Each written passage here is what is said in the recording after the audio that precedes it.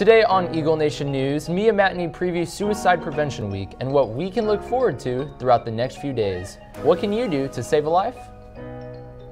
Troy Smurfy sat down with two varsity football players to discuss what preparation went into this season. How are they planning to lead Prosper to victory? And finally, Nate Tompkins will be in studio with news on recent strides made on gun control. How is this controversial topic spreading throughout the U.S.? Eagle Nation News starts right now.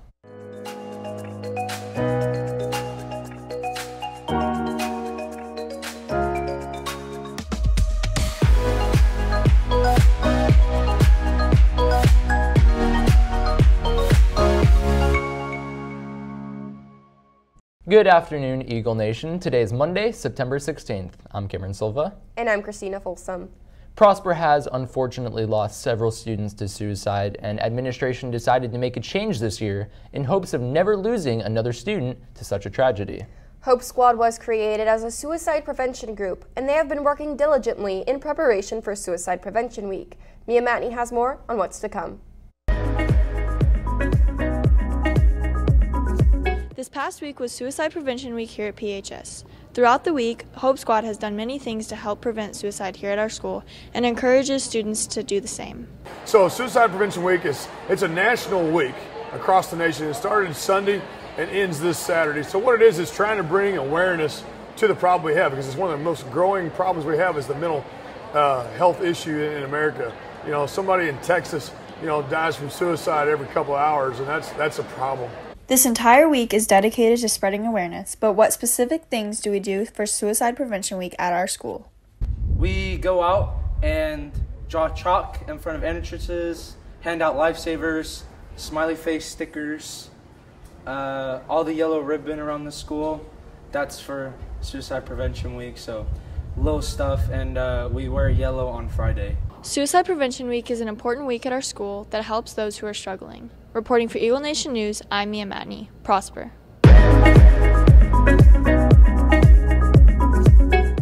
After attacks on Saudi Arabia's oil supply, the price on barrels of oil have skyrocketed to $71.95 per barrel, the highest surge in oil price since the Gulf War in 1991. State oil giant Saudi Aramco stated that this setback would cost production 5.7 million barrels per day.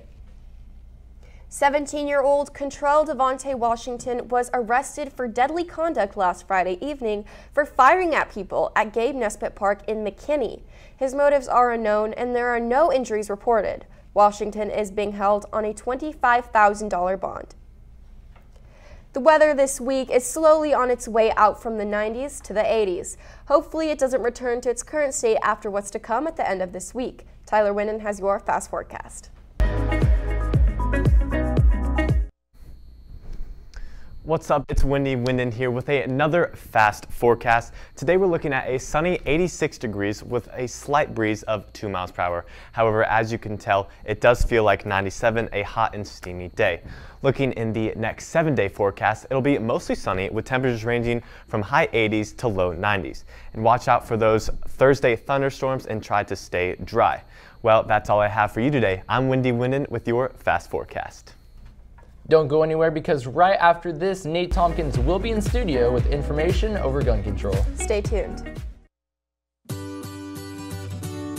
We are open before and after school, during Eagle Time, and during all lunches. We offer chips, candy, drinks, and also spiritware.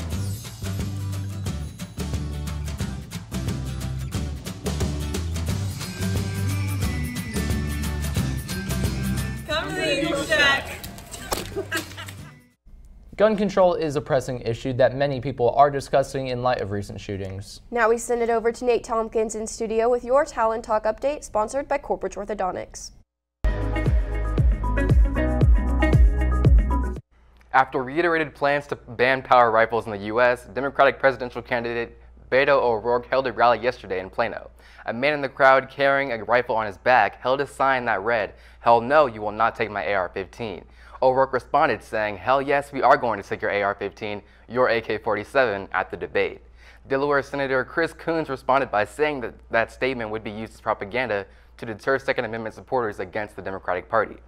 Yesterday on NBC's Meet the Press, O'Rourke said that he refuses to acknowledge the politics or the polling on AR-15s, stating that the Democratic backlash, quote, just shows how screwed up the priorities in Washington, D.C. are. O'Rourke said that the current way of fixing the gun problem isn't working, and because of it, they must be bold in rallying against it. He went on to say that if he is elected as president, the ban on assault rifles would not be one of an executive order, but a law passed by Congress. Well, that's all the time I have for you today. Back to you guys at the desk. Prosper football is currently 3-0, and this is no surprise to many fans as the players have been working hard to be successful this year. Troy Murphy reports on how our football players have gone the extra mile this season.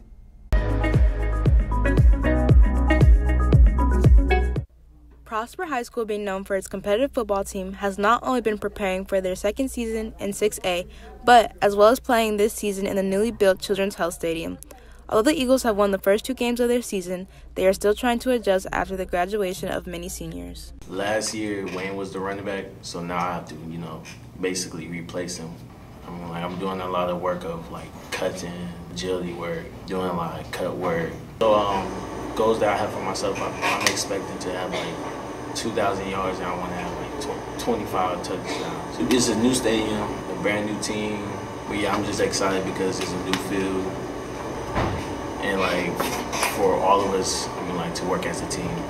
I feel really good about playing in the new stadium because it makes a better atmosphere for the fans and it makes it more fun to play. It's different going into this season compared to past seasons, definitely because of the new stadium and because we've already been in 6A for a year, so people expect better out of us this year than we did last year. For myself, I want to win Defensive MVP of the district, and for the team, I would like to play into December. I like to manage my time between football and school and stuff with doing my homework during Eagle time and just focusing on social life after school. We lift weights a lot and we watch a lot of film outside of practice to help us prepare for Fridays. I want teams that we're playing against this year to remember when they played Prosper and know that they don't want to play us again. Some advice I'd give to my fellow players is that it's a grind and it's hard, but it's all ended up worth it in the end. The next varsity game will be at 7 o'clock on September 20th versus McKinney at McKinney. Reporting for Eagle Nation News, I'm Troy Murphy, Prosper.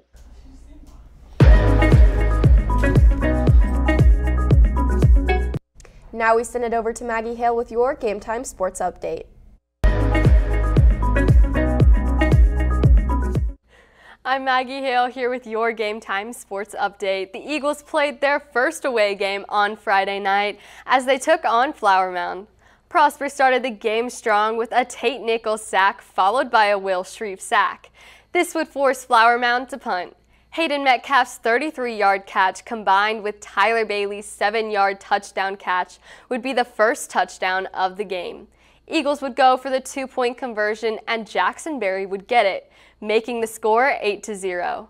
Another Nichols sack and an Aiden Ciano unassisted tackle would once again force the Jaguars' Bert Auburn out to punt. This time, Tyler Bailey would make a 33-yard return. Berry's pass to Keaton Nickerson would be a gain of 18 yards, followed by a Tyler Bailey 10-yard run to set up for a Bailey 19-yard touchdown reception. Brad Larson's kick is good and would end the first quarter with your Prosper Eagles leading 15-0. In the second quarter, Eagles would run up the score and the defense would shut out the Jaguars the entire first half. The biggest offensive play of the second quarter and quite possibly the entire game was the 69-yard JT Lane touchdown run. Eagles would end the first half 36-0. The Jaguars came out of the locker room hot and were able to battle for their first touchdown of the night. They would go for the 2-point conversion, but it was no good. Berry retaliated with a touchdown of his own, followed by 2 more Flower Mound touchdowns, making the score 43-20. We take you to the fourth quarter now with a 63-yard Tyler Bailey run setting up JT Lane's touchdown. The score was 57-20 with 6 seconds left, and Flower Mound would be able to squeeze in one last touchdown, making the final score 57-34. The Eagles would end the game with 574 total yards and a Jackson Berry completion rate of 73%. Compare that to a Jaguars 274 yards and Blake Short's 53% completion rate. If you want to hear more sports like this, be sure to tune in every day for your Sports of the Week. Back to you guys at the desk. Well, that's all the time we have for you today. For Eagle Nation News, I'm Christina Folsom. And I'm Cameron Silva. Live long and prosper.